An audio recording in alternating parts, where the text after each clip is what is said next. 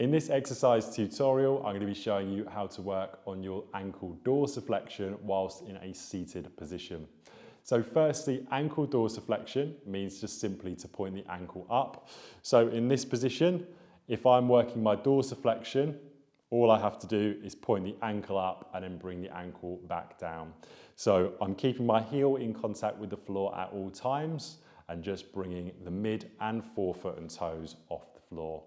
Now in this example, we're going to be doing it with weight. So I'm going to be using an ankle weight that I'm going to put around the bottom of my feet to basically make this exercise harder in terms of resistance.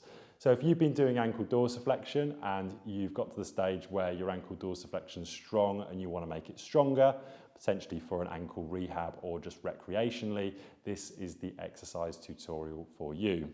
So what I'm going to do is I'm going to bring these straps into contact with the Velcro, tightening them as much as I can. And then there's two straps in this variation. And then once I've got this on, I've now got the weight, not only of my foot, but now of the ankle weight as well. So you'll notice I can't really come up into much dorsiflexion here because my foot now has the ankle weight at the bottom of it, meaning I've reduced my range of motion.